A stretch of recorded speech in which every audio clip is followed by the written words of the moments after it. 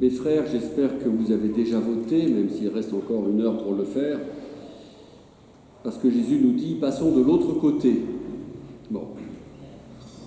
Mais là, en l'occurrence, il ne s'agit pas du vote, ça tombe bien. Il s'agit d'une référence plus géographique. On pourrait résumer la Terre Sainte en 3 pôles. Il y a Jérusalem au sud, c'est le milieu des pharisiens.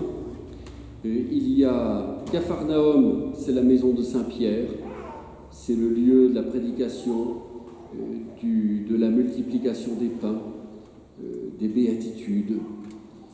Et puis il y a l'autre rive, c'est-à-dire l'autre rive du lac, c'est la Décapole, c'est un milieu païen, des villes construites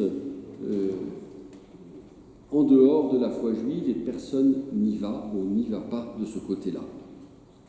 Et curieusement, Jésus dit « passons sur l'autre rive », comme s'il y avait une urgence, une nécessité, alors qu'objectivement, on est bien à Capharnaüm, on est moins bien à Jérusalem, c'est le lieu des controverses avec les pharisiens, mais à Capharnaüm, les signes sont nombreux.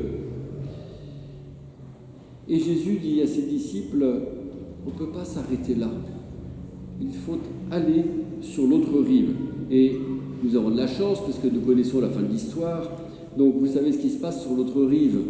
C'est la fameuse guérison du démoniaque, ce sont les démons qui vont dans le troupeau de porcs, qui se jettent par la falaise. Enfin, voilà, sur l'autre rive, c'est compliqué ce qui se passe. Et même pour y aller, ce n'est déjà pas très simple, puisqu'il y a la fameuse tempête. Alors je sais que les Juifs n'ont pas beaucoup le pied marin, ceci dit, le lac de Galilée est quand même très vaste, et les barques de l'époque ne sont pas monumentales, donc j'imagine assez bien qu'une tempête soit plutôt secouante. J'imagine par contre beaucoup moins bien Jésus en train de dormir sur un coussin. D'abord ça doit être plein de flotte, le bateau il se prend les vagues et tout ça. Voilà, il est en train de dormir paisiblement à l'arrière. On a presque l'impression que cela ne le concerne pas. Il faut que les disciples eux-mêmes le réveillent, là où la tempête ne suffit pas. Cette tempête, évidemment, évoque la mort. Le Juif n'a pas le pied marin. Dans la mer, nous dit le psaume, il y a des monstres marins et le Léviathan. Voilà. Cela nous rappelle cet épisode du baptême où Jésus décide de se laisser engloutir par les eaux du Jourdain. Et on est toujours dans les mêmes eaux, sauf qu'on est un petit peu plus en amont dans le lac. Et là, le danger de noyade est tout aussi réel que dans le Jourdain. Il y a un passage à faire, une Pâque, passer à travers cette épreuve où l'on pourrait craindre la mort.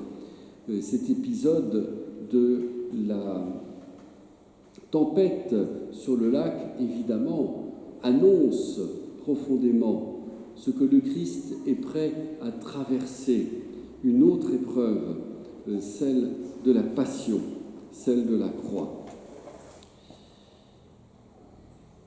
Et il reproche aux disciples, « Pourquoi n'avez-vous pas encore la foi ?» Pour traverser cette épreuve, il faut la foi. C'est la condition sine qua non. Sinon, on ne comprend pas. Sinon, l'épreuve ne produit pas son fruit. Alors, la question n'est pas de savoir si on va y passer ou pas, c'est de savoir si on va passer, c'est autre chose. Alors mes frères, sommes-nous prêts à entendre l'invitation du Christ ? Passons sur l'autre rive. Oui, mais à la place des disciples, j'aurais répondu au Seigneur, mais Seigneur, on est très bien là. Tu as guéri les gens, on a eu tout ce qu'il fallait pour manger alors qu'on n'avait rien au départ. Les gens qui viennent là, ils reçoivent ces paroles avec joie. ce message des béatitudes, il réjouit tout le monde, mais pourquoi faut-il aller ailleurs? Nous sommes bien là. Je ne sais pas si vous êtes bien là, dans l'église pour cette messe. Et oui, nous sommes joyeux, heureux, surtout un dimanche soir, après tout ce que nous avons vécu, enfin pouvoir se poser, se retrouver, célébrer le Seigneur, former cette église.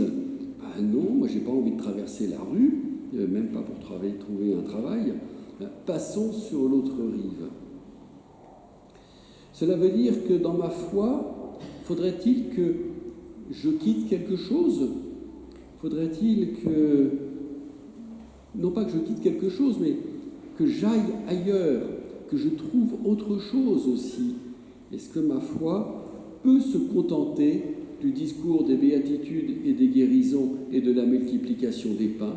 Ou faut-il que j'affronte aussi autre chose, que j'affronte une épreuve? La voilà, cette épreuve de la tempête. Alors la tempête, c'est d'abord l'épreuve de la vie, avec ses mystères très profonds, mystère de la souffrance et du mal, que nous ne sommes pas là pour expliquer d'une façon facile, mais que nous sommes là pour affronter, vivre profondément avec le Christ et avec tous ceux et celles qui nous entourent.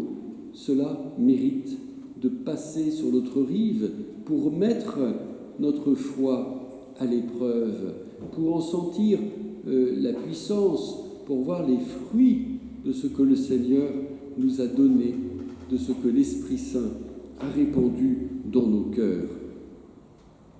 Passons sur l'autre rive, c'est aussi l'idée que on ne peut pas limiter l'annonce de l'Évangile au petit cercle qui a envie de l'entendre ou qui est peut-être le premier auquel cette parole est destinée.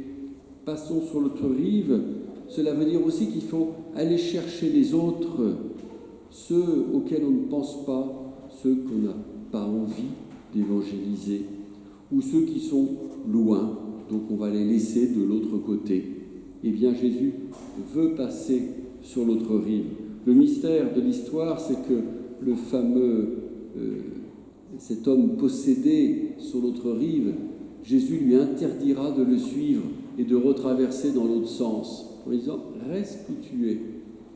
C'est passons sur l'autre rive, c'est un sens unique avec Jésus, parce que l'annonce n'est pas complète, parce que le mystère de la passion n'est pas encore révélé complètement. Mais nous avons cette chance d'être les témoins de sa mort et de sa résurrection.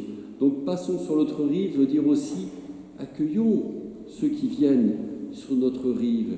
Et je pense que dans notre monde bien compliqué du XXIe siècle, eh bien, elles sont nombreuses, ceux et celles qui aimeraient bien une parole qui les apaise, qui aimeraient bien une parole de vérité, une parole qui révèle pas seulement ce qu'est Dieu, mais ce que nous sommes, la place de notre être, ce que signifie l'espérance, c'est-à-dire profondément quel est mon avenir, quel est le sens de ma vie, où est ma place dans l'éternité et face à Dieu.